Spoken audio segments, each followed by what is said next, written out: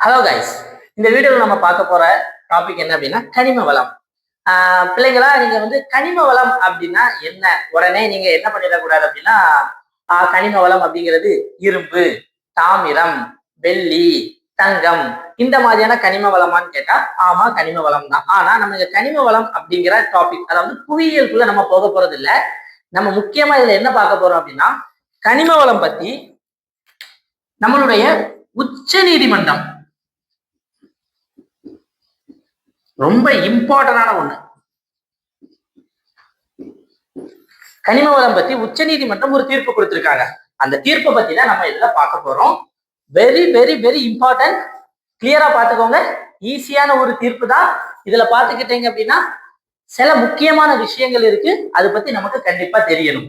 என்ன தீர்ப்பு அப்படின்னா, இந்த கனிம வளம் அப்படின்னா ஃபர்ஸ்ட் என்ன, கனிமங்கள் அப்படிங்கிறது பார்த்துக்கிட்டீங்க அப்படின்னா பூமியினுடைய நிலப்பரப்புல இருக்கக்கூடிய மிக முக்கியமான ஒரு மூலப்பொருள் அப்படின்னு சொல்லுவாங்க. ஒரு எக்ஸாம்பிள் நான் என்ன சொல்றேன் அப்படின்னா, எஃகு அப்படின்னு சொல்லக்கூடிய ஒரு பொருள் இருக்கு. இந்த ஸ்டீல்னு சொல்லுவாங்களா இல்லையா, இந்த எஃகினுடைய மூலப்பொருள் என்ன, இரும்பு. இந்த இரும்புக்கு ஒரு தாது இருக்கு. இந்த இரும்பு அப்படின்னு பார்த்தீங்கன்னா ஒரு தாதுவில் இருந்து பிரித்தெடுக்கப்படுகிறது. ஹேமடைட், மேக்னசைட், சிடரைட் அப்படின்னு சொல்லுவாங்க.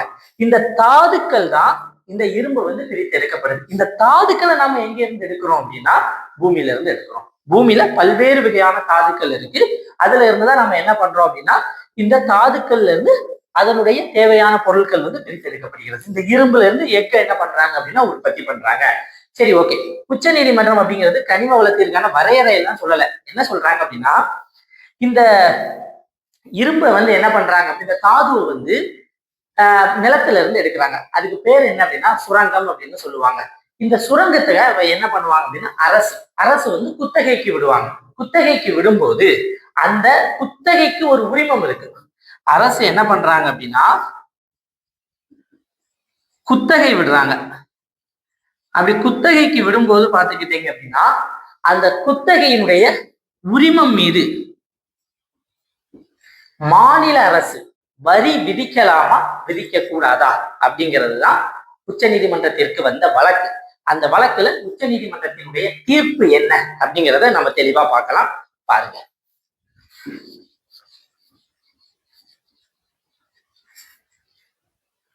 இந்தியாவுல 28 மாநிலங்கள் இருக்கு. 28 மாநிலங்கள்லயும் பார்த்துக்கிட்டீங்க அப்படின்னா பல்வேறு வகையான தாதுக்கள் இருக்கு. அதே மாதிரி தமிழ்நாட்டிலையும் என்ன இருக்கு அப்படின்னா தாதுக்கள் இருக்கு. அந்த தாதுவை வந்து சுரங்கத்தில இருந்து பிரித்தெடுக்கிறதுக்காக தமிழக அரசு, நம்மளுடைய தமிழக அரசு என்ன பண்ணாங்க அப்படின்னா ஒரு நிறுவனத்துக்கு குத்தகை விட்டாங்க. அதுதான் இந்தியா சிமெண்ட்ஸ். இந்தியா சிமெண்ட்ஸ் அப்படின்னு சொல்லக்கூடிய ஒரு முக்கியமான நிறுவனம். அந்த நிறுவனத்திற்கு தமிழக அரசு என்ன பண்ணாங்க அப்படின்னா குத்தகைக்கு விட்டாங்க. சோ இந்த குத்தகை பார்த்துக்கிட்டீங்க அப்படின்னா தமிழக அரசிற்கும் இந்தியா சிமெண்ட்ஸுக்கும் இடையில என்ன பண்ணிருப்பாங்க, குத்தகை உரிமம் அப்படிங்கிற ஒரு உரிமம் போடுவாங்க. அது எவ்வளவு அமௌண்ட் தொகையை தமிழக அரசு முடிவு பண்றாங்களோ அதை இந்தியா சிமெண்ட்ஸ் அப்படிங்கிற நிறுவனம் என்ன பண்ணும் அப்படின்னா தமிழக அரசுக்கு கொடுக்கும். இதுதான் குத்தகையில இருக்கக்கூடிய மிக முக்கியமான ஒரு விஷயம். ஒரு எக்ஸாம்பிள் என்னதுன்னா, என்கிட்ட 1 ஏக்கர் லேண்ட் இருக்கு. நான் ஒருத்தர்கிட்ட 1 ஏக்கர் லேண்டை ஒரு வருஷத்துக்கு குத்தகைக்கு கொடுக்கும்போது அது ஒரு 10,000 ரூபாய்க்கு கொடுக்குறேன் அப்படின்னா அவர் எனக்கு அந்த 10,000 ரூபாய் தருவாரு. நான் அந்த நிலத்தினுடைய குத்தகை உரிமம் அவருக்கு கொடுப்பேன். ஒரு வருஷம் கழிச்சு அது காலாவதி ஆகும். அதே மாதிரி ஒரு குறிப்பிட்ட இடத்துல நாங்க வந்து என்ன பண்ண போறோம் அப்படின்னா தாதுக்களை சுரங்கத்துல இருந்து தோண்டி எடுக்க போறோம் அப்படின்னு சொல்லிட்டு இந்தியா சிமெண்ட்ஸ் அப்படிங்கிற சிமெண்ட் தமிழ்நாடு அரசோடு குத்தகை போட்டிருந்தாங்க. அந்த குத்தகைக்கு ஒரு உரிமம் கொடுத்தாச்சு. இப்போ தமிழ்நாடு அரசு என்ன பண்ணிருக்காங்க அப்படின்னா இந்த உரிமத்தின் மீது வரி விதித்திருக்கிறார்கள். வரினானது டாக்ஸ். சோ டாக்ஸ் விதிச்சிருக்காங்க. உண்மையிலே வந்து மாநில அரசு இந்த குத்தகையின் மீது வரி விதிக்கலாமா அப்படின்னு சொல்லிட்டு இந்தியா சிமெண்ட்ஸ் யாரை நோக்கி போனாங்க அப்படின்னா சுப்ரீம் கோர்ட் ஆஃப் இந்தியா, உச்ச நீதிமன்றத்தை அணுகுனாங்க. உச்ச நீதிமன்றம் என்ன சொல்லிச்சு அப்படின்னா, உச்ச நீதிமன்றம் என்ன சொல்லுதுன்னா மாநில அரசு குத்தகை உரிமத்தின் மீது வரி விதிக்க முடியாது அப்படின்னு சொல்லிட்டாங்க. அப்போ எந்த ஒரு குத்தகை உரிமமா இருந்தாலும் மாநில அரசுக்கு வரி விதிக்கிறதுக்கான சாத்தியக்கூறுகள் கிடையாது. புரிஞ்சுச்சா? இதுதான் மிக முக்கியமான ஒரு விஷயம். சோ அப்ப மாநில அரசால என்ன பண்ண முடியாது அப்படின்னா வரி விதிக்க முடியாது. ரெண்டாவது அவங்களுடைய தீர்ப்பு என்ன சொல்லியிருக்கு அப்படின்னா, இந்த குத்தகை உரிமத்தின் மீது யாருக்கு முழு அதிகாரம் இருக்கு அப்படின்னா, யாருக்கு மேலதான் இருக்குன்னா முக்கியமா மாநில அரசுக்கு மேலதான் இருக்கு. யாருக்கு கிடையாது அப்படின்னா மத்திய அரசுக்கு மேல கிடையாது. கடந்த கால நிகழ்வுகளை எடுத்துக்கிட்டீங்க அப்படின்னா, மாநில அரசு குத்தகை உரிமத்தின் மூலமாக என்ன பண்ணிட்டாங்க அப்படின்னா, குத்தகைக்காரர்கள்ட்ட வருமானத்தை வாங்கினாங்க. அந்த வருமானத்தின் மீது மத்திய அரசு வரி விதிச்சிச்சு. அதனால மத்திய அரசுக்கும் பல கோடி ரூபாய் என்ன பண்ணுச்சு அப்படின்னா வருமானம் போச்சு. இப்ப பாத்துக்கிட்டீங்க அப்படின்னா மத்திய அரசும் சரி மாநில அரசும் சரி குத்தகை உரிமத்தின் மீது வரி விதிக்க முடியாது அப்படின்னு சொல்றாங்க. இப்போ இதுல நம்ம தெரிஞ்சுக்க வேண்டிய மிக முக்கியமான ஒரு பாயிண்ட் என்ன அப்படின்னு பாருங்க. இந்த கனிம வளத்தின் மீது யாருக்கு அதிகாரம் இருக்கிறது அப்படின்னு அரசியலமைப்பு என்ன சொல்லுது அப்படின்னு பாருங்க.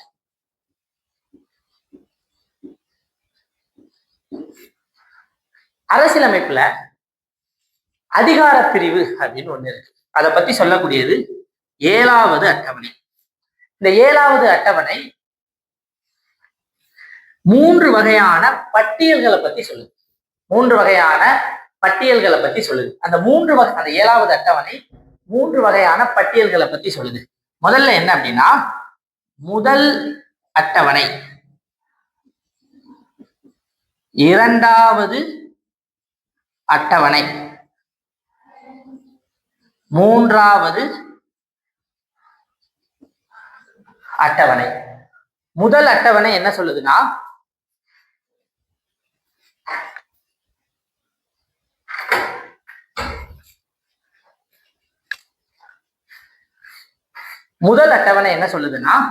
மத்திய பட்டியல், சென்ட்ரல் லிஸ்ட் அல்லது யூனியன் லிஸ்ட்னு சொல்லுது. ஒன்றிய பட்டியல் அப்படின்னு சொல்லுவாங்க. 2வது அட்டவணை என்ன சொல்லுது அப்படின்னா, மாநில பட்டியல், ஸ்டேட் லிஸ்ட். 3வது அட்டவணை என்ன சொல்லுது அப்படின்னா, பொது பட்டியல், கன்கரண்ட் லிஸ்ட் சொல்லுது. மத்திய பட்டியல் அல்லது ஒன்றிய பட்டியலுடைய அர்த்தம் என்னதுன்னா, இதில் இருக்கும் அதிகாரங்கள் அனைத்திற்கும் சட்டம் இயற்றும் அதிகாரங்கள் நாடாளுமன்றத்திற்கு உரியது. 2வது மாநில பட்டியல், மாநில அரசிற்கு அதிகாரம் இருக்கிறது. 3வது மத்திய அரசும் மாநில அரசும் 2 அரசாங்கங்களுக்கும் பொதுவானது பொது பட்டியல்ல இருக்கு. இப்போ இந்த கனிம வளம் அப்படிங்கிறது என்ன சொல்லப்பட்டிருக்கு அப்படின்னா, 2வது அட்டவணையில நம்ம 2 விதிகள் பத்தி இங்க பார்க்க போறோம். 2வது அட்டவணையினுடைய 2 விதிகள் என்னலானா, ஒண்ணு 49, இன்னொன்னு பாத்துக்கிட்டீங்க அப்படின்னா 50. 49 என்ன சொல்லுது அப்படின்னா, நிலம், அதாவது லேண்ட், கட்டிடம், பில்டிங், நிலம் மற்றும் கட்டிடம்.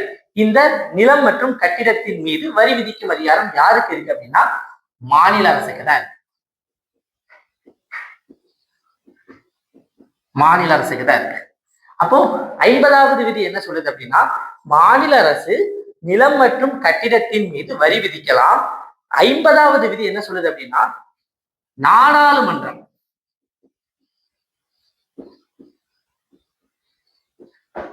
நாடாளுமன்றம் இயற்றும் கனிம வளம் மற்றும் மேம்பாட்டு சட்டத்திற்கு உட்பட்டே மாநில அரசானது நிலம் மற்றும் கட்டிடத்தின் மீது வரி விதிக்கலாம் என்று கூறுகிறது. அப்போ மாநில அரசு வரி விதிக்கலாம், ஆனா நாடாளுமன்றம் இயற்றும் சட்டத்திற்கு உட்பட்டது. காரணம் என்ன அப்படின்னா, இந்தியா முழுவதும் கனிம வளத்தின் மீதான, ஏன்னா இந்தியாவில் 28 மாநிலங்கள் இருக்கு, ஒவ்வொரு மாநிலங்களும் ஒவ்வொரு விதமான வரியை விதிக்க கூடாது. இந்தியா முழுவதும் கனிம வளத்தின் மீது வரியானது ஒரே மாதிரியாக இருக்க வேண்டும் என்பதற்காக தான் இந்த விஷயத்தை வச்சிருக்காங்க. அடுத்து முதலாவது அட்டவணையில 54வது விதி ஒண்ணு இருக்கு. ரொம்ப முக்கியமான ஒரு விதி.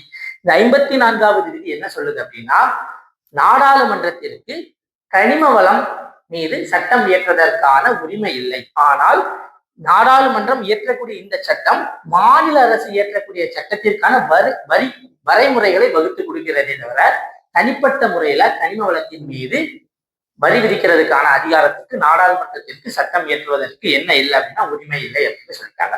சரி, இதனுடைய நன்மைகள் என்ன, தீமைகள் என்ன அப்படின்னு பாத்துக்கிட்டேன்னா, நன்மைகள் மாநிலங்களுக்கு, தீமைகள் மத்திய அரசுக்கு. மத்திய அரசுக்கு பல்லாயிரம் கோடி ரூபாய் வருவாயை கொடுத்த இந்த உரிமமானது மத்திய அரசிடமிருந்து பறிக்கப்படுகிறது. அது போக கனிம வளங்கள் அதிகமா இருக்கக்கூடிய சோட்டா நாக்பூர் பீடபூமின்னு சொல்லுவாங்க, ஒடிசா, ஜார்க்கண்ட், சத்தீஸ்கர், பீகார் போன்ற மாநிலங்கள்ல பார்த்துக்கிட்டேன், வெஸ்ட் பெங்கால் போன்ற மாநிலங்களை பார்த்துக்கிட்டீங்க அப்படின்னா இந்த வரி விதிப்பின் மூலமாக அதிகமான வருவாய் ஈட்டுறதுக்கான வாய்ப்புகள் இருக்கு. அப்போ உச்ச நீதிமன்றம் நீங்க வந்து பொறுத்த வரைக்கும் கனிம வளத்துல என்ன சொல்லியிருக்காங்க அப்படின்னா, உச்ச நீதிமன்றம் என்ன சொல்லியிருக்காங்க, மாநில அரசுக்கு தான் வரி விதிக்கிற அதிகாரம் இருக்கு, மத்திய அரசிற்கு கிடையாது. மத்திய அரசிற்கு ஒன்லி என்னதான் இருக்கு அப்படின்னா வரைமுறைகளை வகுத்து கொடுப்பதற்கான அதிகாரம் இருக்கு அப்படின்னு சொல்லியிருக்காங்க. இந்த வீடியோ உங்களுக்கு பிடிச்சிருக்கும்னு நினைக்கிறேன். ஸோ இந்த வீடியோ பிடிச்சிருந்தா லைக் பண்ணுங்க, ஷேர் பண்ணுங்க. இதே மாதிரி தொடர்ந்து நடப்பு நிகழ்வுகள் வரணும் அப்படின்னா நம்ம சேனலை சப்ஸ்கிரைப் பண்ணுங்க. தேங்க்யூ.